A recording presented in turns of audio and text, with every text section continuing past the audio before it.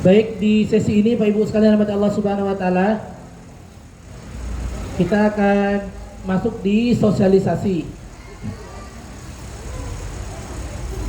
Nah, oleh karena itu kita akan awali dengan salam. Bismillahirrahmanirrahim. Assalamualaikum warahmatullahi wabarakatuh. Alhamdulillah, wassalatu wassalamu ala Rasulillah, amma ba'du. Segala puji milik Allah Subhanahu wa taala, salawat dan salam kepada Rasulullah sallallahu alaihi wasallam. Di sesi yang kedua ini Pak Ibu, ini dalam rangka menyiapkan pendidikan yang terbaik buat putra-putri kita. Jadi saya merasa perlu ada sosialisasi terkait dengan program pendidikan di Sekolah Bintang. Yang pertama, kalau orang tua tidak memahami tentang program sekolah, tidak mungkin rasanya mereka itu akan sinkron dengan sekolah, tidak akan mungkin sinergi, gitulah kira-kira. Maka butuh sinergi, butuh sinkron tadi itu. Nah, kerangka yang dibangun dalam pendidikan kita itu kan orang tua menjadi pendidik utama. Jadi orang tua atau rumah itu menjadi madrasatul ula, menjadi madrasah yang pertama buat putra-putri kita. Yang orang tua ini kemudian merasa perlu untuk berpartner dengan lembaga. Kalau orang tua sanggup, ya orang tua akan didik anaknya. Kalau orang tua sudah mulai merasa ini saya harus nyari guru nih, nyari ulama, maka diantarlah Imam Syafi'i itu ke ulama, ke guru, biar dididik lagi. Kenapa? Kata uminya, Syekh, ini Imam Syafi'i sudah 30 juz, sudah selesai, umur 7 tahun, sudah selesai, sudah saya didik lah, sudah saya ajarin. Cuman saya nggak bisa ngajar dia menjadi seorang pakar dalam fikih, nggak bisa mengajarkan sampai pakar bahasa Arab. Kalau cuman sekedar kaifahaluka masmuki mah udah jago banget. Tapi kalau sudah level lanjutan, lanjut kepada balaghah, lanjut kepada yang lebih tinggi, maka orang tua merasa berat, maka diantarlah ke syekh, ke ulama. Nah, jadi sampai batas tertentu gitu maksudnya. Sampai batas tertentu orang tua sudah tidak sanggup, baru diantarlah anak itu ke pondok, diantarlah anak itu ke lembaga pendidikan. Kira-kira Bapak Ibu, kira-kira nih, kalau cuman buat ngajarin Quran, kira-kira butuh orang lain nggak? Ulang. Ini belum on kayaknya. Imam Syafi'i itu umur 7 tahun hafal Quran. Pertanyaannya, kira-kira hafal Qurannya itu bersama Imam Waqi atau bareng uminya? Karena yatim kan, dia yatim. Bukan ke Imam Waqi ngafal Qurannya. Bukan ya. Jadi kalau kita lihat ulama-ulama terdahulu itu belajar ngaji itu yang nggak perlu nyari syekh yang alim banget lah. Nggak perlu. Uminya itu udah cukup gitu. Kita di Sekolah Bintang, kira-kira kalau cuma buat ngajarin a, i, u, babi, bu, tati itu butuh guru nggak? Ragu-ragu nih, bingung nih, bilang butuh, takut enggak, bilang enggak, takut butuh gitu ya. Nah, ingat Bapak Ibu sekalian, dalam seluruh aspek nanti di sekolah itu kita menerapkan hadis Rasulullah itu. Apa kata Rasulullah? Rubba muballigh aw'a min sami'in. Bukan rubba muballigh, rubba muballigh aw'a min sami'in. Boleh jadi yang ngomong di depan ini itu masih kalah sama yang duduk di belakang, yang di depan sama kalah yang di belakang. Bisa jadi yang mengajarkan itu tidak kalah lebih paham daripada yang menyimak. Artinya Bapak Ibu, bisa jadi ada orang tua itu yang jauh lebih hebat daripada guru-guru anak-anaknya. jauh lebih hebat Pak Ibu. Ada orang tua itu yang mungkin matematika itu lebih jago daripada Ustadz Husin. Ada orang tua yang lebih jago dalam hal bagaimana mengkondisikan anak ketimbang gurunya di sekolah. Ada Pak Ibu, ada begitu kata Rasulullah. Rubba, bisa jadi ada orang-orang itu yang dijelaskan lebih au'a, lebih paham, lebih fakih, lebih mengerti tentang apa yang disampaikan itu daripada yang ngomong. Nah itu Pak Ibu, itu landasan kita. Jadi bisa jadi ada orang tua itu yang lebih mengerti strategi bagaimana memahamkan tentang makhraj kepada anak ketimbang guru. Lebih tahu caranya bagaimana mengajarkan tentang najis kepada anaknya ketimbang guru dan lain sebagainya. Nah, oleh karena itu maka butuh kita itu terus belajar, terus mengupgrade. Nah, sekolah itu punya program-program yang mungkin program-program ini kita punya tujuan bagaimana target kita tercapai. Nah, bisa jadi ada orang tua yang itu lebih dari guru. Jadi begitu. Nah, oleh karena itu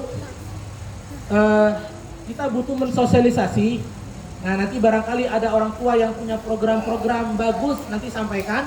Ada orang tua yang dia sudah punya sanad Quran, nanti silakan apa istilahnya ya? Memberikan yang terbaik buat kontribusi pendidikan. Baik, kita masuk Bapak Ibu, itu filosofinya begitu ya. Jadi kita ini bukan menggurui, bukan kita sok lebih itu dari orang tua, enggak.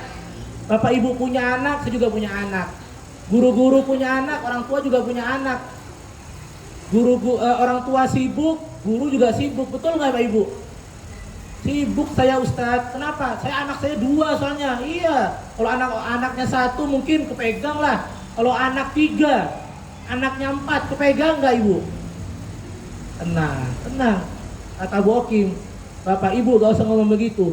Saya anak lebih dari 2. Okim ya, jurusnya orang tua itu sama, kita juga punya jurusnya juga, tahu ilmunya. Bapak Ibu punya anak, orang guru juga punya anak. Bapak Ibu punya kesibukan, guru juga punya kesibukan. Jadi sama lah kita itu. Maka butuh kita itu memperbaiki diri, berbenah diri terus begitu. Maka sekolah mencoba untuk membuat goodwill system namanya. Sistem yang bagus, sistem yang baik dalam rangka mencapai target pendidikan tadi itu. Dan tentu juga disertai dengan goodwill management. Bagaimana manajemennya juga menjadi manajemen yang handal, yang baik. Nah, oleh karena itu Bapak Ibu sekalian, kita di sekolah, kita di lembaga, di yayasan itu punya namanya itu target untuk kita selalu berbenah. Dulu kita tidak punya legalitas untuk yayasan yang memberikan SK, sekarang sudah ada. Yayasan Peduli Generasi Islam. Ini sedang menyiapkan legalitas untuk PKBM. Jadi kita sedang membuat legalitas untuk PKBM. Kenapa mesti PKBM Pak Ibu? Karena kalau kita bikinnya itu sekolah dasar Islam atau SDIT, itu ternyata kita butuh persyaratan yang itu persyaratannya itu sampai sekarang itu belum sanggup kalau kita bikin yang level itu. Itu satu. Yang kedua, kalau kita pelajari, ternyata sekolah itu akan terikat dengan peraturan-peraturan yang itu tidak fleksibel. Berbeda dengan PKBM. Jadi kalau di PKBM itu beragam Pak Ibu. Ada PKBM itu yang dia fokus di life skill. Ada yang dia fokus di tahfidzul Quran. Ada yang dia bisa fokus di program bahasa. Ada macam-macam, dan itu diperbolehkan dalam PKBM itu, diakomodir selama itu memberikan yang terbaik buat peserta didik, buat murid-murid.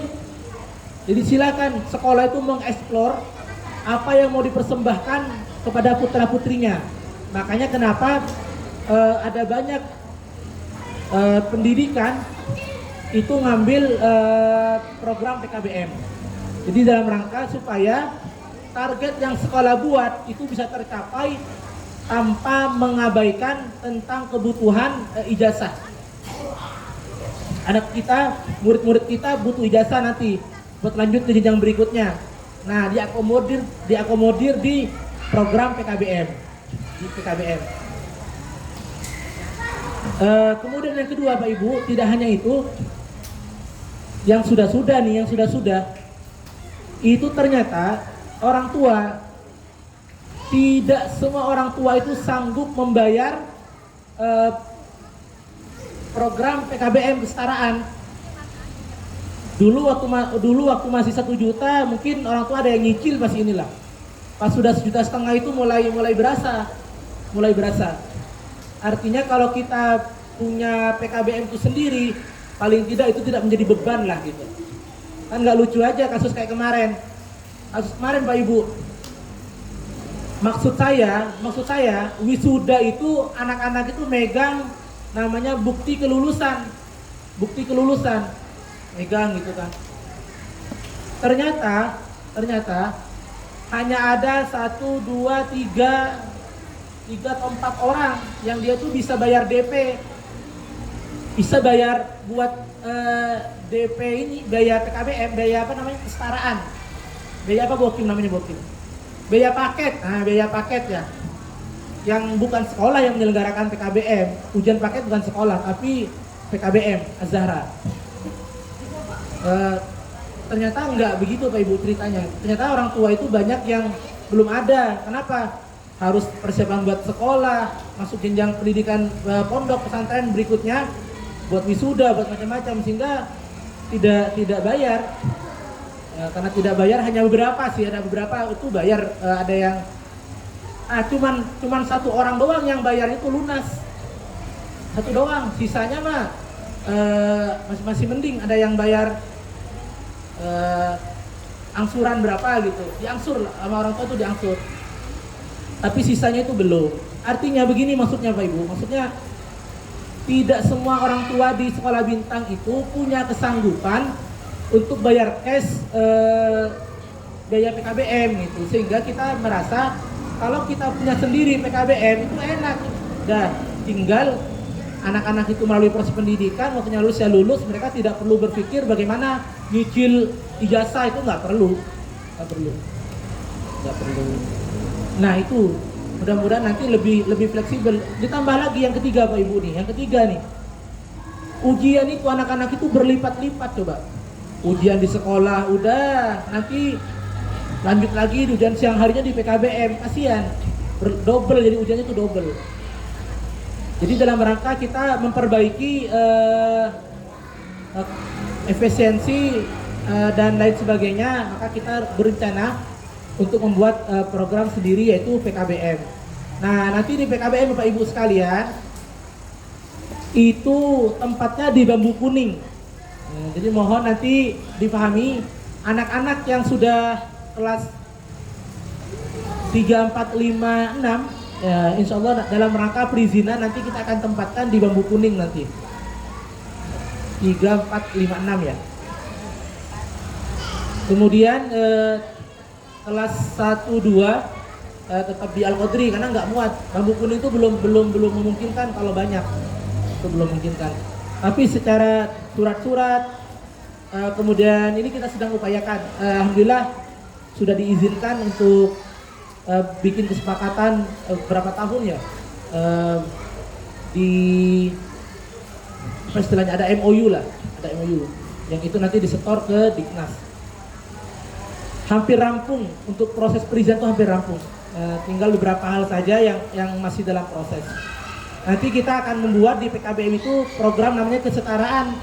Jadi anak-anak yang putus sekolah juga bisa diikutkan. Jadi tidak hanya anak-anak kita, di luar juga nanti kita bisa bantu mereka mendapatkan ijazah dengan pendidikan di PKBM. Namanya program kesetaraan.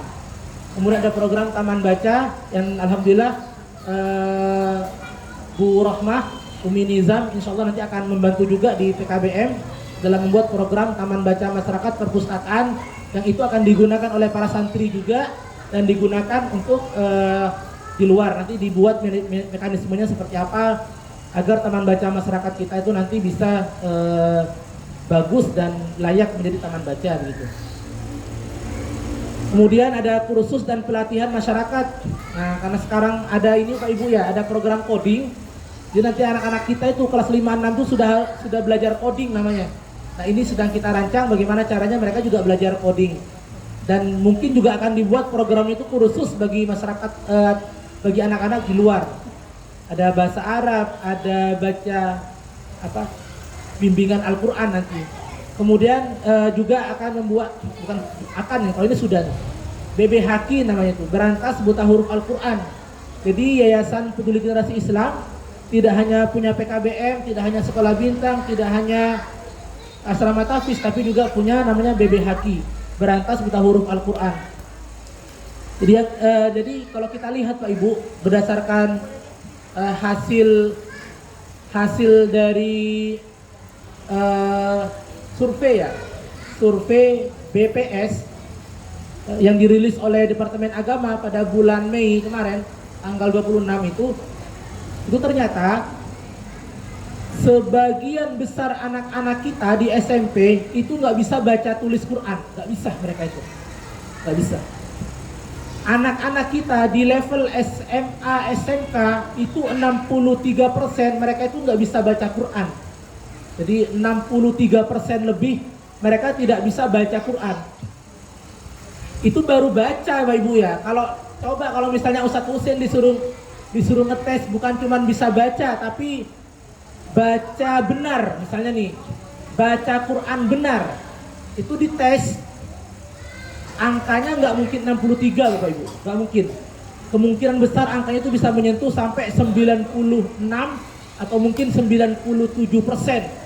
Anak-anak di sekolah itu, di SMA, SMK itu, di level itu tidak bisa baca tulis baik dan benar. Nah, itu artinya apa? Artinya ini kondisi miris di tengah-tengah masyarakat kita. Makanya nanti kita akan masuk ke sekolah-sekolah dalam rangka mensosialisasi, dalam rangka membimbing, membina bagaimana masyarakat itu tidak hanya santri kita di sekolah bintang yang bisa baca Quran bagus, tapi juga sampai di sekolah-sekolah yang itu tidak tersentuh pembelajaran Al-Quran itu. Ini sudah kita uji coba di Jakarta Utara. Kemudian sosialisasi terkait dengan kalender akademik Pak Ibu. Minta tolong guru-guru dibagi ke orang tua ya? Ada nggak? Udah dibagi? Ah, itu.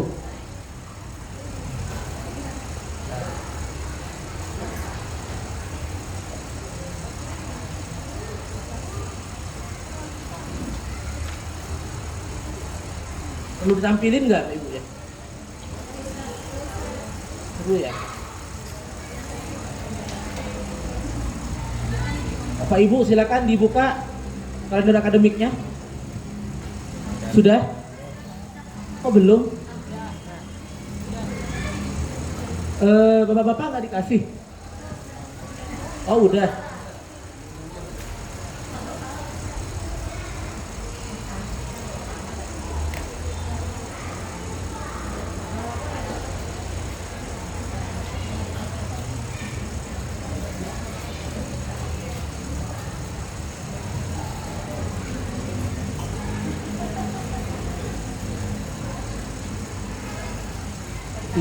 Enggak, apa nama filenya?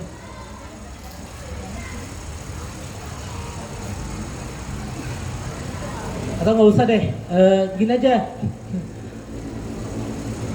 Bapak Ibu, nanti dipelajari nyampe rumah, itu dibaca, disinkronkan ya. Tolong disinkronkan, nanti ada kegiatan misalnya di setiap semester itu ada minimal 1 kali parenting, nanti diluangkan gitu waktu parenting itu. Kemudian semester 2 nanti ada 1 kali. Ada nanti daurah Al-Quran di bulan Agustus. Nah nanti itu diagendakan. Jadi tolong disinkronkan semua program-program. Ada tasmi tiap semester. Jadi mulai tahun ini Pak Ibu ada tasmi tiap semester. Kemudian yang kelas atas yang sudah anak-anaknya kelas 6, kelas 5, kelas 6 nanti ada asesmen, ada ujian dan lain sebagainya. Nah itu tolong nanti disinkronkan, termasuk juga nanti ada market day juga Bapak Ibu. Sebelum Ramadan itu ada market day di bulan Februari kira-kira.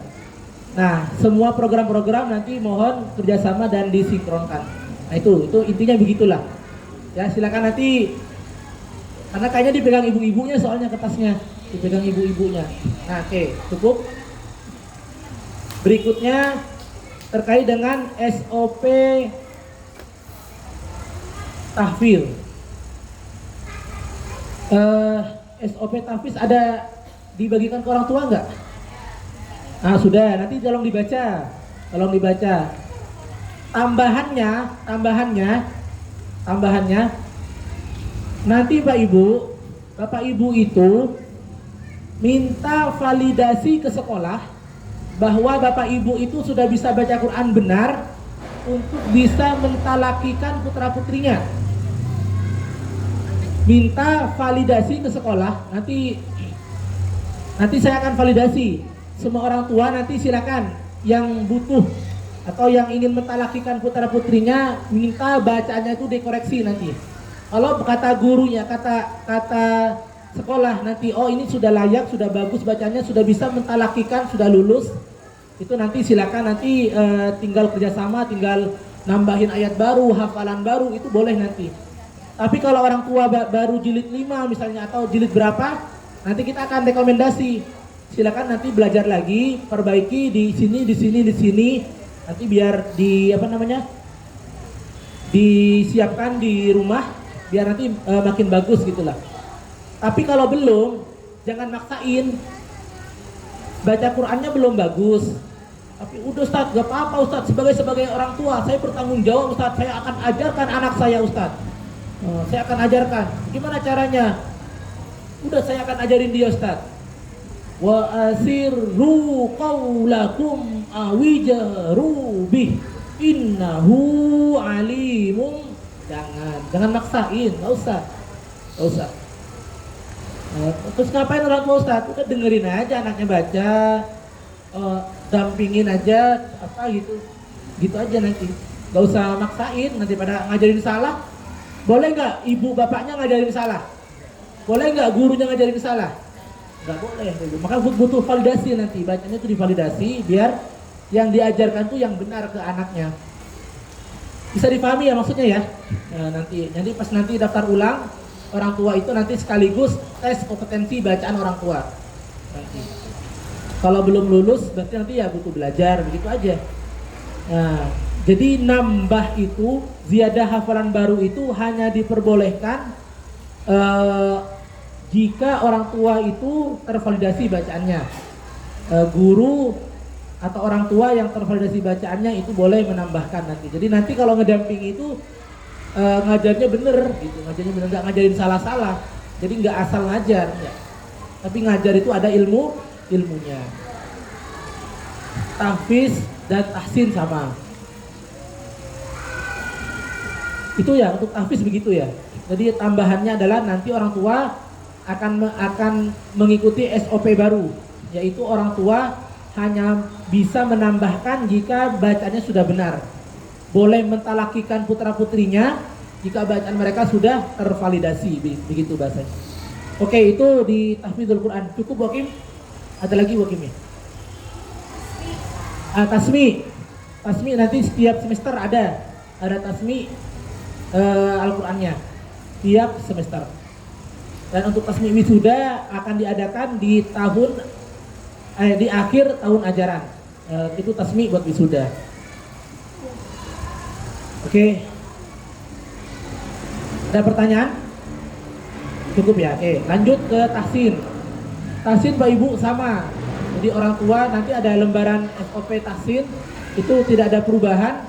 Hanya nanti untuk yang kelas atas itu nanti akan ada munakosyah namanya. Munakosyah. Jadi tahun ini insya Allah akan sedikit berbeda wisuda kita karena ada program munakosyah yang akan diselenggarakan oleh Umi Foundation nanti. Itu terkait dengan tahsin Al-Quran. Bu Ana, ada Bu Ana? Cukup?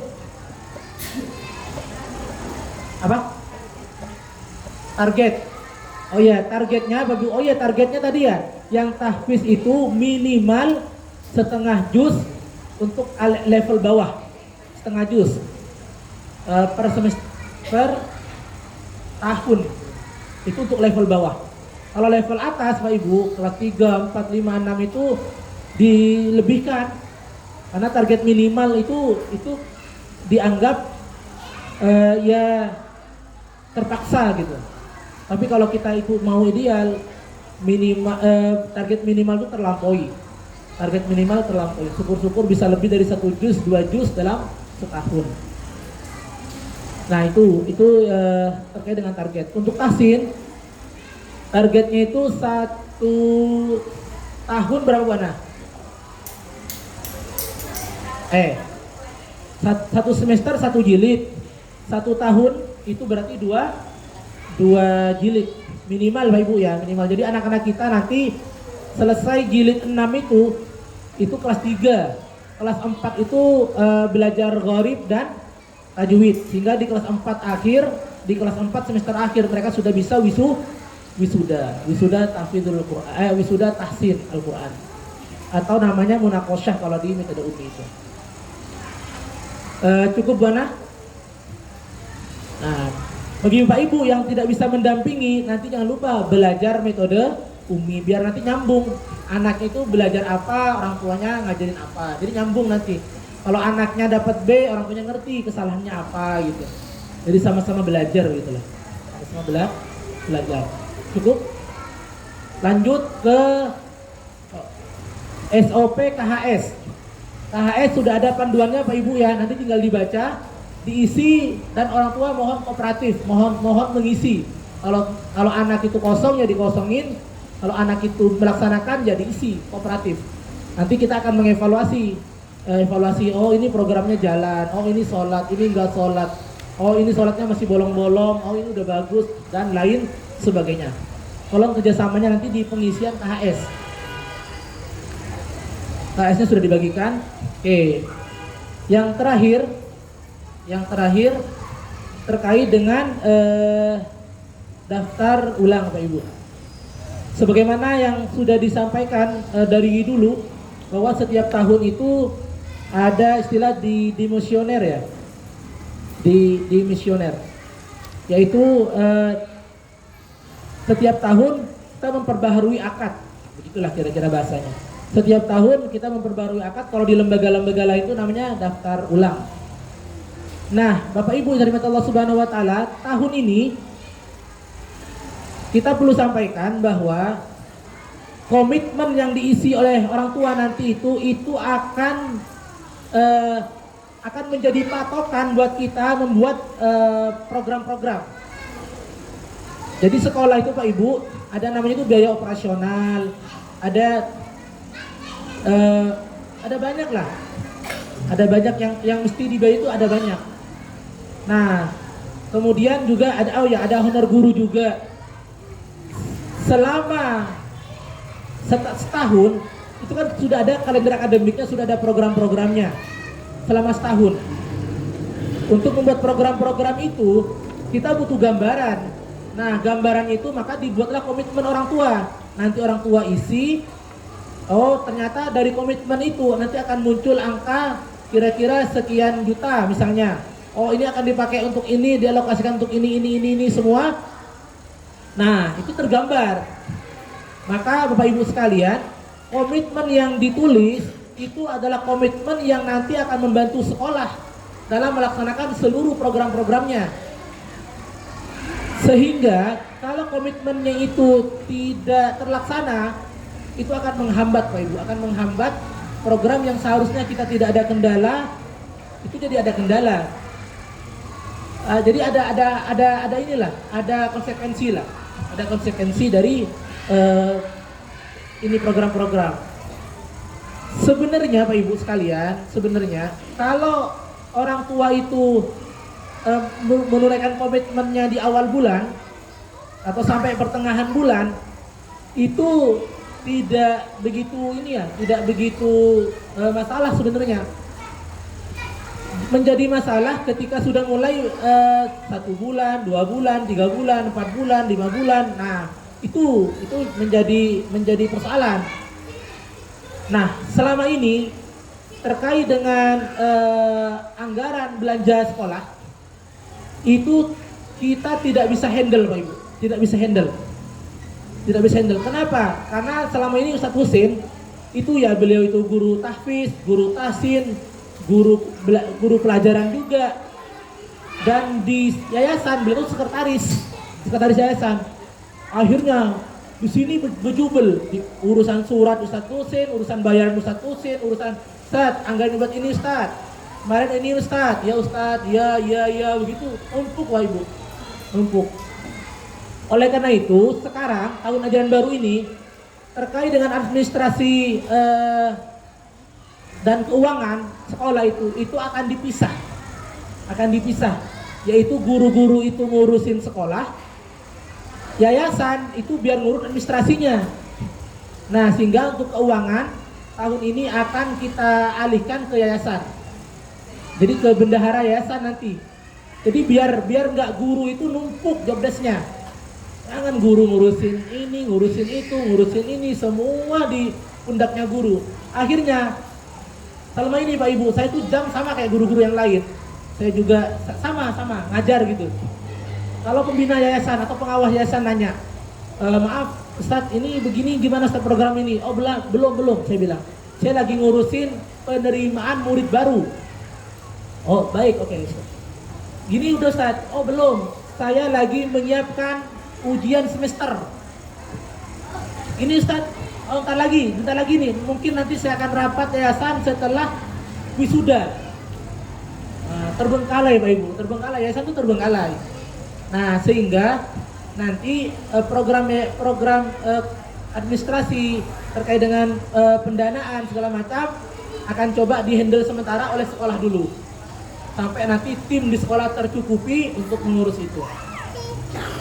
Dan alhamdulillah ada namanya Nurul Wahidah yang nanti dia akan mengurus keuangan di yayasan sekaligus di sekolah nanti, yang akan langsung dipandu oleh Dewan Pengawas Yayasan. Nah, seperti itu. Jadi nanti akan dipisah Pak Ibu ya. Jadi urusan administrasi itu biarkan ke bendahara yayasan. Sekolah, guru-guru itu cukup ngajar saja, fokus di pendidikan, di pengajarannya dan lain sebagainya lah, terkait dengan sekolah, program-program, pembinaan orang tua dan lain sebagainya. Jadi dipisah nanti. Sehingga tolong bantuan orang tua untuk memudahkan, memberikan kemudahan dan membantu bagaimana menyukseskan program-program yang sudah kita rancang.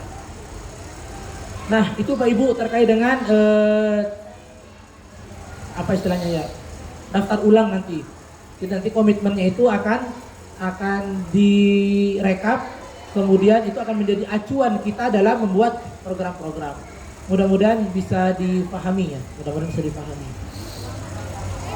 Nah, daftar ulang berarti mulai hari Senin ya, Senin, Selasa, atau bisa juga sih sebenarnya hari Jumat, hari Ahad siang.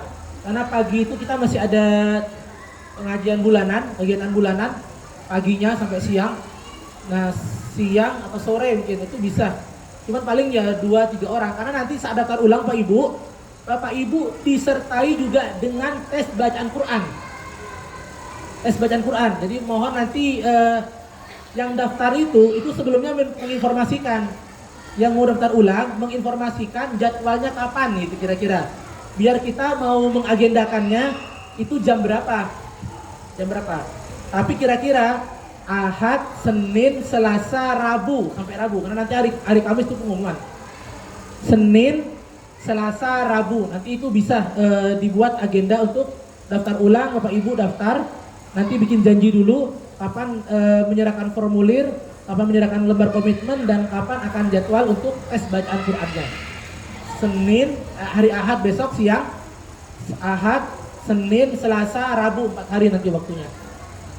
Kamis pengumuman. Baik, itu terkait dengan daftar ulang. Kemudian nanti selebihnya bisa ditanya di yang akan merekap akademik nanti Bu Nisa ya. Kemudian nanti urusan keuangan dengan namanya Bu Nurul Wahidah, bendahara yayasan. Kemudian sekretaris yayasan Ustadz Husin, sehingga nanti Ustadz Husin akan sedikit jamnya di sekolah dan akan beberapa ngurusin merapikan program-program yayasan yang tadi disebutkan, ada PKBM, ada PBHQ, ada kemudian berantas perpustakaan, apa namanya Bu Rono tadi? Taman Baca Masyarakat namanya, perpustakaan Taman Baca Masyarakat dan lain sebagainya. Di yayasan ada bro. Ditambah lagi Pak Ibu, tambah lagi. Kan tidak semua orang tua itu sanggup dengan nominal tertentu. Ada orang tua itu yang punya kelapangan rezeki melebihi yang lain, ada juga yang tidak. Sehingga bagaimana nanti yayasan juga membuat program-programnya, bagaimana bisa membantu yang kurang gitu, itu bisa saling saling bersinergi gitu. Dan tentu ini butuh manajemen yang rapi, yang bagus. Nah, ini yang sedang kita upayakan. Jadi kita fokus memperbaiki sistem pendidikan, kita berbenah, dan juga di manajemennya juga kita usahakan untuk lebih bagus lagi, lebih rapih lagi. Mudah-mudahan Allah berikan kemudahan dan kelancaran dalam kita menata di pendidikan kita di Sekolah Bintang. Mungkin itu terkait dengan informasi daftar ulang. Sampai di sini ada yang mau ditanyakan nggak? Bapak Ibu, jika ada yang mau ditanyakan, dipersilakan. Kalau hari Ahad 3 orang aja gitu. Kalau Senin Selasa bebas 2 orang aja. Untuk jadwalnya berarti nanti saya akan agendakan Pak Ibu jam berapa sampai jam berapa gitu. Berapa orang di hari Senin, berapa orang, Selasa berapa orang gitu. Nanti saya jadwalkan. Atau Ibu Bapak Ibu juga mengajukan juga nggak apa-apa. Ajukan Ustaz, bisa nggak hari Selasa jam 11, jam 8 sekali ngantar anaknya, itu bisa saja disampaikan nanti. Dari Senin, Selasa, Rabu nanti ya. Kalau yang di sekolah itu nanti. Begitu. Jadi disampaikan saja bisa hari apa, jam berapa nanti saya sinkronkan. Mudah-mudahan cocok waktunya nanti. Ada lagi pertanyaan?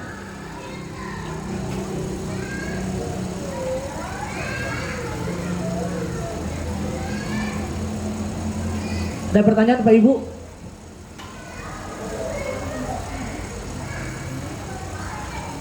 Mudah-mudahan sih jelas semua. Ya. Iya. Orang tuanya hadir.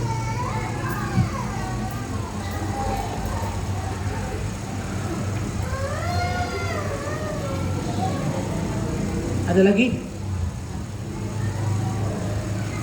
Yang baru-baru minyak Vina jelas ya? Bisa dipahami ya? Oke, alhamdulillah. Ibunya Syam jelas?